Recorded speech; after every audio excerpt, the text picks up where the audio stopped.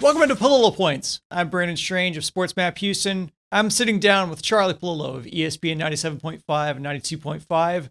Charlie, I want to talk to you about the Victor Oladipo news, but first, if you're a Rockets fan and you're watching this, please hit subscribe right now to make sure you're seeing all our latest videos.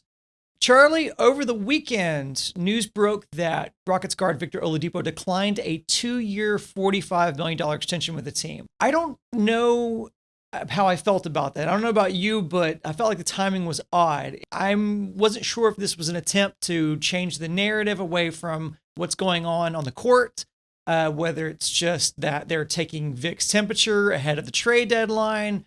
Was it to say, hey, we made a good faith effort at retaining him?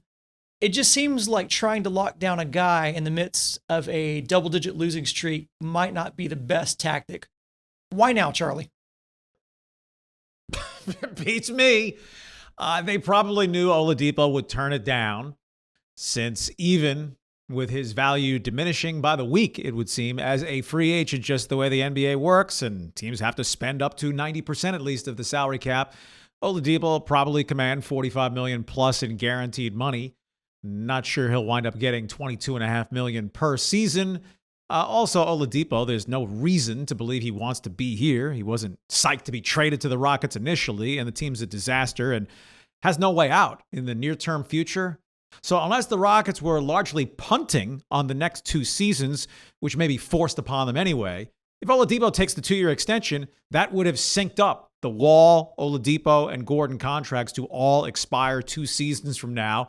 And then the Rockets would wipe the books largely clean and kind of start fresh with whatever draft pieces and mid-level free agents they've added over the next couple of years. But it was curious because at this point, Victor Oladipo is just kind of an expensive deck chair on the Titanic.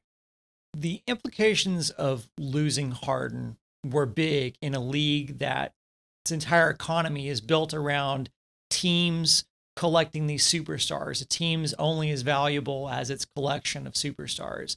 After that trade, Oladipo was at least a name that the Rockets could point to and say, in addition to all these picks, which are, a very abstract concept and they're based on potential, you got a guy that you could possibly build around. He's a piece. He's a name. He's a known commodity. So if Oladipo gets flipped at the deadline, maybe it's for a younger guy and a pick, or maybe just a couple of picks. How does that color the narrative surrounding Stone's success or failure of the Harden trade? What he got, and all those Nets picks at this point are speculative. The first piece of exchange is zero. Right? The Rockets are not going to want to swap draft picks with the Brooklyn Nets this summer. And that's if the Rockets wind up with the lowest of their own Miami or Oklahoma City, because obviously the Nets are going to wind up better and have a lower pick than all of them.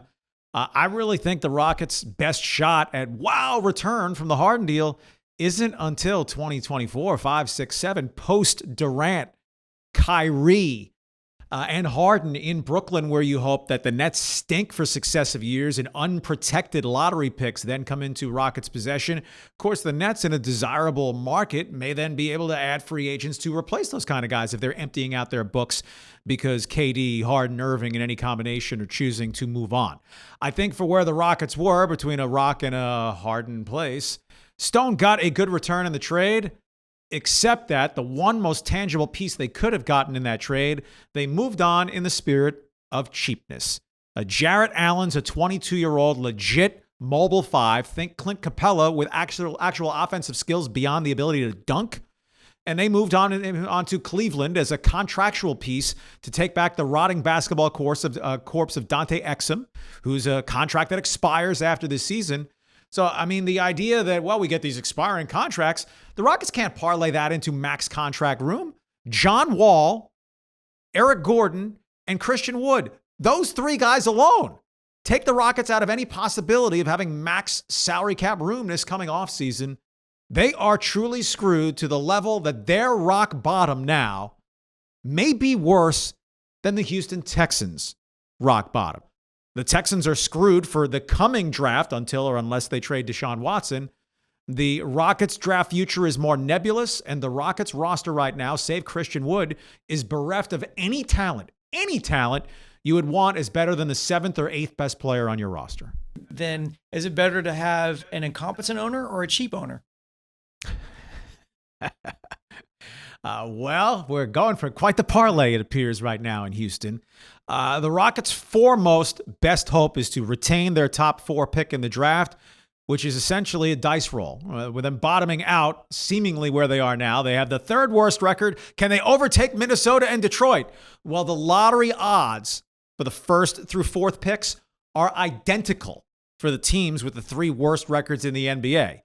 The Rockets finish in the bottom 3. They're going to have a 52% chance of retaining their pick because it would fall in the top 4, or a 48% chance of losing that pick.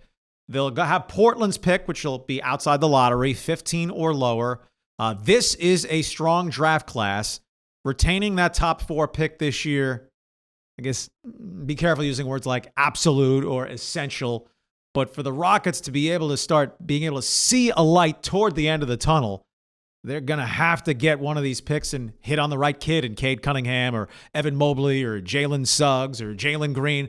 The top 4 picks likely at this point in the draft. The Rockets desperately need one of those because they essentially have 0 young talent outside of Christian Wood. Guys who may be nice fellas and could be 8th or 9th men on NBA rotations, but on the Rockets, they're the 3rd, 4th, 5th, 6th, 7th, and 8th men, and that's why this team right now is sinking like a Rafael Stone.